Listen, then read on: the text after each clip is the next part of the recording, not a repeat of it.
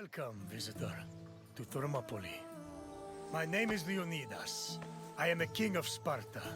But do not think me some idle aristocrat softened by luxury. When Spartans go to war, I stand alongside them shield to shield.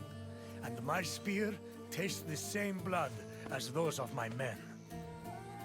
Thermopylae stirs many feelings in my heart. Rage at the Persians' arrogance. Regret that I could not do more. But mostly, I feel proud. Proud of my city, and of my men, who fought to protect the very soul of the Spartan people.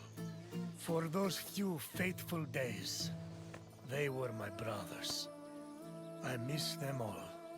Thermopylae was where a courageous group of Spartans stood amongst other Greek soldiers and held off the forces of King Xerxes, the Persian.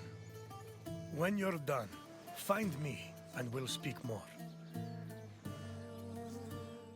The Persian king Darius's cries of rage echoed for years after his humiliating defeat at Marathon. Even after Darius's death, his son Xerxes continued to seek vengeance against the Greeks. According to Aeschylus, Asia was emptied of all its men. Greek spies brought the news of Xerxes' imminent invasion back to their homeland. Afterwards, many discussions were had on the best place to mount a defense. In the end, the Greeks decided on Thermopylae. The area featured a narrow pass that could act as a bottleneck for the Persian army, negating their numerical superiority. It also offered naval advantages, offering the Greek fleets opportunities for flanking. 5,000 Peloponnesian Greeks set up at a fort near the entrance of the narrow passage, otherwise known as the Hot Gates. Leading them was Leonidas, a Spartan king who prided himself on supposedly being a direct descendant of Heracles. Leonidas was accompanied by several elite soldiers who together made up the famous 300 Spartans. The Persian army arrived in the summer of 480 BCE, preceded by a flood of rumors regarding their strength and numbers. It was claimed they consumed 6,000 tons of wheat every day, and that they dried every river and brook they passed to quench their near-insatiable thirst. During their march to Thermopylae, the Persians faced no opposition, and in fact, increased their numbers further by recruiting more soldiers from other Greek cities and places like Thrace. According to Herodotus, the last count of the Persian fleet was numbered at 1,207 boats, mounted by approximately 240,000 men. He estimates the land army, meanwhile, was made up of more than 1 million men. The Greek forces at Thermopylae were heavily outnumbered. Xerxes believed that at the sight of his massive army, the Greeks at Thermopylae would flee in terror. Instead, they deliberated. The majority of the Peloponnesians wanted to engage the Persians on the Isthmus of Corinth. Leonidas, meanwhile, believed it was wiser to stay put in Thermopylae. While the Greek forces debated, a Persian horseman was sent to spy on the enemy. He returned to Xerxes with surprising news. Not only were the Greeks not fleeing, but the Spartans guarding the fort were exercising and combing their hair. A far cry from the fearful soldiers Xerxes expected. To increase the pressure on the Greeks, Xerxes waited 4 more days, then attacked on the 5th.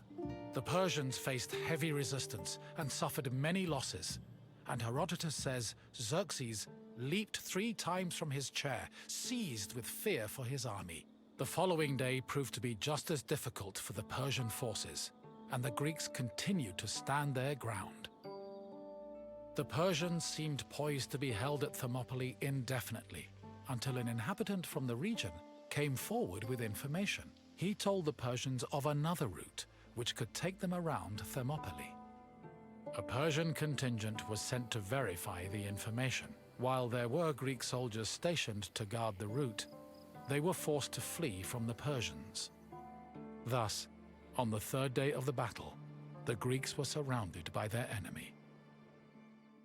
With the Persians both in front of and behind them, the Greek forces at Thermopylae realized they had two choices: flee to live another day, or stand and fight till their last breath.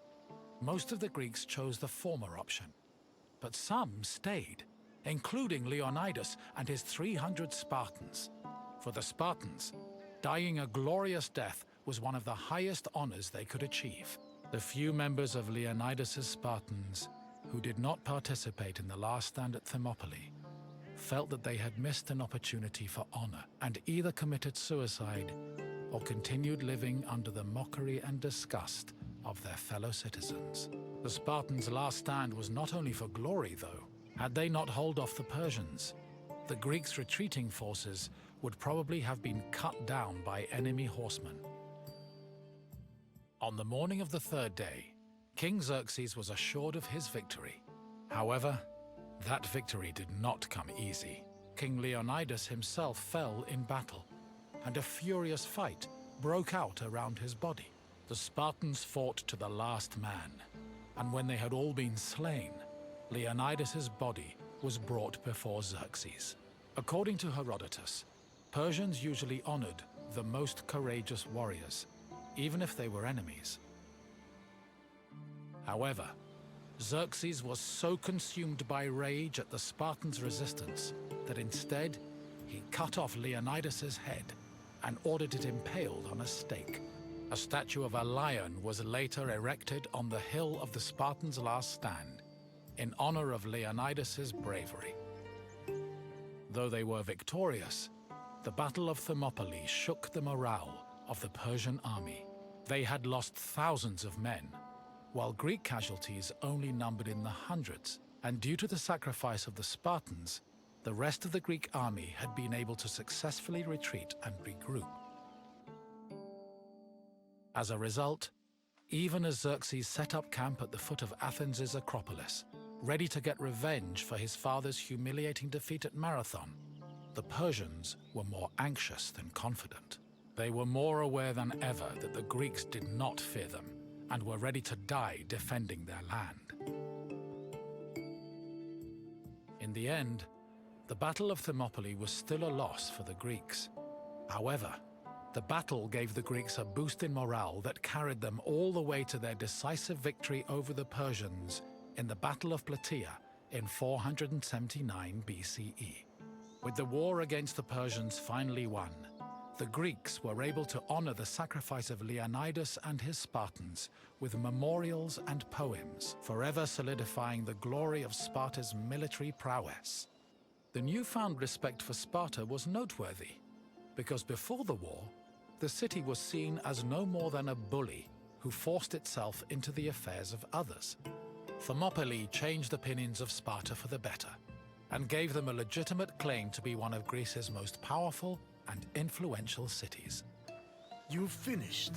I hope you understand the magnitude of the sacrifices made at Thermopylae. Without them, the Greek people would have surely ended as a footnote in Persian history. Farewell, visitor.